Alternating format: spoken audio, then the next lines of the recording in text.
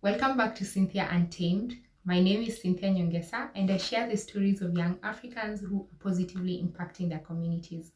Today we'll be talking about International Women's Day and what I've been doing during the week to celebrate this day. If you don't know, International Women's Day is celebrated on the 8th of March every year, and it's been marked for nearly the last 100 years, and it's basically to remind the world to empower women and to attain gender equality.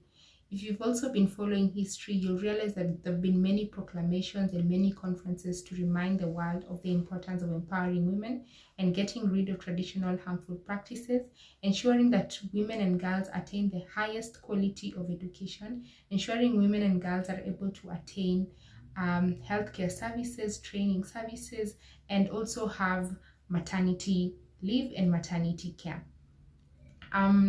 If you look at the Kenyan context, you'll also realize that the Kenyan laws enshrine the rights of women and girls in the Kenyan constitution. If you look at the Children's Act in Kenya, you'll also see the rights of both parents, because gender equality is not just about women, but it's also about men and boys. Well, so my week has been very interesting. I participated in the speed mentoring session by the Canadian High Commission here in Kenya, and it was very interesting because we had about 12 mentors, and we were nearly, I think, 50 young women at the beginning of their careers, and the mentors were women who are already established in their fields, and we also had younger women in their early 20s. And basically we're asking them questions about the challenges they faced while getting into either politics, getting into business, getting into development, getting into empowering people in their communities. And I got a few lessons which were very interesting. For example, Wandia Gishuru, who's the CEO of Vivo here in Kenya, which deals with women's wear, reminded us of the importance of being yourself and doing whatever it is you need to do to attain your highest potential. Don't look at people and feel afraid and feel like you can't make it. Just believe in yourself. And she reminded us of the importance of being happy. Embrace positive spaces. You won't always be happy, but you need to find ways of making yourself happy. Have high expectations of yourself, but always know that there's a second chance for you. There was also Mary Njoki, who's the CEO of Glasshouse PR, and she was talking about her journey starting her own business. And this is just to tell young women out there that you can start your own business and you don't have to start with a lot of money. You just need to know the skills that you have. If you want to start a clothing business, for example, go and apprentice somewhere and learn how to sew, learn how to design patterns, learn how to do these kinds of things, and then start with one dress, start with 2 dresses, and then market your products out there, and you'll realize that over a period of years your business is going to grow. Sometimes it's going to take a long time. It could even take more than 10 years, but you just have to believe in whatever it is you are doing. We also had 2 contestants who participated in the Miss President Kenyan show here in the country, and basically they were talking about how challenging it is to be a woman who's in politics. And you need to know that it is a tough space, but it is also very, very possible if you just look for the right people in your networks who you can talk to, who can advise you. You need to know how you can speak to the community. Don't just be in your office. If you want to be a politician, you need to go to the ground. You need to know who the people on the ground are. Lastly, we also had the Canadian High Commissioner to Kenya, and she was talking about the importance of being yourself. And she mentioned this specific instance where she had just gotten into diplomacy, and sometimes she felt very intimidated by people who had gone before her, who were well established and had great networks. But then she realized that she just had to identify what she was good at in the field of diplomacy, and that was speaking to people and multitasking. And then she embraced that specific strength and started working with the people. And now it's been many years, and now she's the Canadian High Commissioner to Kenya. So you just need to believe in yourself. Don't strive to be like someone else. Something I also participated in for International Women's Day was attending a concert at the Kenya National Theatre in Nairobi. And basically it was young women from the Kenya Conservatoire of Music who performed basically, and they performed so beautifully. It's been nearly 4 or 5 years since I went for a concert, a real concert, and I believe it was very, very encouraging. If you look online, one of the ways of supporting gender equality is to empower women who are in the creative space. Creativity is so important. We have doctors, we have pilots, we have all these people, but we still need people to enable us to be entertained, and we need to empower women in these spaces. We need to ensure that they are safe. If you've been following the global conversation on Me Too and where it started from actresses being sexually harassed, you realize that it isn't easy for women to be in creative spaces, but it's also possible if only we say no to gender bias, sexual harassment, and we empower women in these spaces. One of the most important things I've also been learning about gender equality and empowering women is being an informed feminist. So who is a feminist? A feminist is any person, a man or a woman, who believes in gender equality. I was just reading Joan Thatier's book, one of Joan Thatier's book, who is a Kenyan author, and she's talking about the importance of being an informed feminist. You cannot be a feminist if you're not aware of the issues that women and men are facing in the society. You cannot be an informed feminist if you do not even strive to know what these issues are. Feminism is not about anger, but it's about believing in the good and getting rid of harmful cultural practices. One of the things I've been doing to be an informed young woman in the society would be reading more. So currently I'm reading a book, which is a set book here in Kenya, and it's called Blossoms of the Savannah, and it's basically talking about the issues that young women in a traditional Maasai setup would face. So these are two girls who have grown up in the city and have now moved back to the village after their father lost his job. They moved back to the village, and now they're facing issues such as early marriage. They're now facing issues such as not having the opportunity to go back to university and pursue higher education. They're now being forced even to undergo female genital mutilation. And if you look at these two characters, you see how they're struggling with this. And sometimes they feel that it is wrong to stand up for themselves because the culture around them in their community, it's called Nasila, is telling them that women are supposed to be seen and not to be heard, which is not supposed to be the case.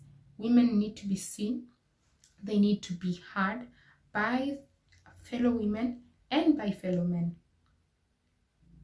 One of the other things that women need to understand is that women can now get into any career that they desire to get into. And you need to know that you're not just going to get something just because you're a woman, just because right now countries are fighting for affirmative action for women. You need to know that you still need to wake up early, you still need to work hard, you still need to prove that you are worth the job, you are worth the opportunity. You still need to put yourself out there. So don't be afraid. Just go out there. If you want to be a female engineer, you want to be a doctor, I mean, careers that were traditionally believed to be for men, you need to know that you can do it, but you must also work for it. Nothing is just going to come easy. I'd encourage younger women to also read books, like I said, about feminism and the importance of fighting for women's spaces. You'll find books like Catherine McKinnon's Towards a Feminist Theory of State. You'll also find very, very interesting books about young women who've pursued their own careers. They've looked at their own passions, they've looked at the skills that they have, and now they are very, very big brands. One of the books I purchased at the Kenya Conservatory of Music concert is called, it's over here. I hope you can see it. Okay, I can see the letters are the other way round, but it's called Olori Supergirl, and I've just been looking her up online, and it's about using social media for social good, which is something that I really hope to do in the future. So let's see how that goes. Years from now, we will look back at this video and we'll see just how far we've come. Lastly, if you are not aware of the Sustainable Development Goals, I'd encourage you as a young person out there to go look them up online. Basically, the Sustainable Development Goals are what nations decided in 2015 to be, I'd call them a benchmark for development, to ensure that they were meeting certain actions and certain activities that would ensure that their countries progress.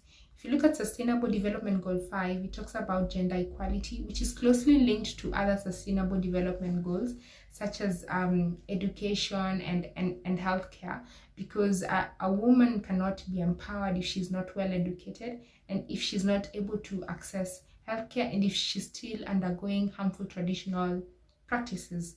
So just recently, the UN was looking at progress for women's rights, and I'm just looking at an article here. I'll guide you, but you can read more in the UN news.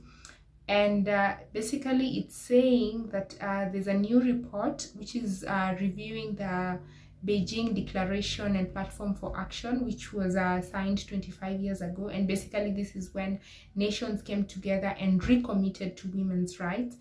And it says that up to now, there is no country that has achieved gender equality. Imagine that. No country has achieved gender equality as of now, and we are still very, very, very, very, very far. And it goes on to mention that nearly 1 in 5 women still have faced violence from an intimate partner in the past year, which is 2019, which is fueled by new technology such as cyber harassment. Speaking of cyber harassment, have you ever been online and some fishy character just sends you fishy photos? That is cyber harassment. Many women are still undergoing that. And it also goes to say that some 32 million girls are still not in school. I mean, I look at myself and just how far education has brought me, and when I imagine that there's a girl who is still out of school, either because she cannot afford the school fees, or because someone else is preventing her from going to school because they want to marry her off, or maybe she could be she could be a hindrance to herself, because sometimes we as women don't believe in our own potential. When someone says you're excellent, and then you start wondering, am I excellent? Am I not excellent? Is it true? Is it not? Yeah, that's something else that we need to work on. And it says that men still control 3/4 of parliamentary seats, which brings me back to the speed mentoring session I participated in at the Canadian High Commission. And I actually met the deputy governor of Taita Taveta County, and she was talking about how she wanted to be in government to work for the people, because she believes in public service. And I think for women to fill up these spaces in the parliament, in as much as we have affirmative action, they also need to believe in service to humanity. That's one way of achieving gender equality within governance structures. And finally, this report goes to mention the importance of harnessing technology and innovation to empower women.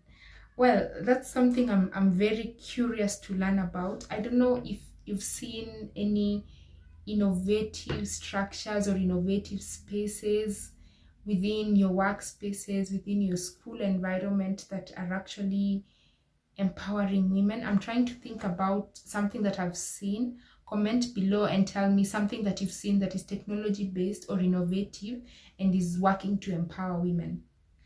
Yes, speaking of technology and innovation, I've just remembered something.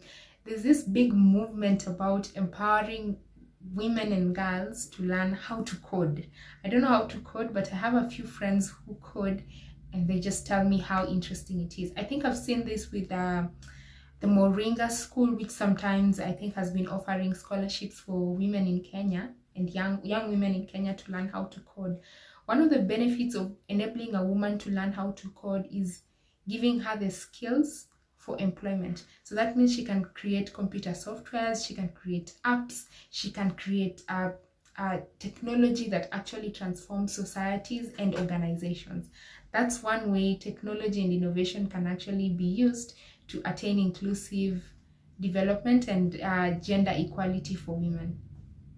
And so as we head into International Women's Day and the rest of the year, I'd like to remind every young person out there, boy or girl, man or woman, that generation equality, which is the theme for this year, attaining gender equality, is possible but challenging. Possible but challenging. And if you read Sheryl Sandberg's book, where she talks about the importance of women leaning in so that they can attain gender equality, I think it's also important for women to step up, show up, be the best version of yourself. Thank you so much for watching. Happy International Women's Day.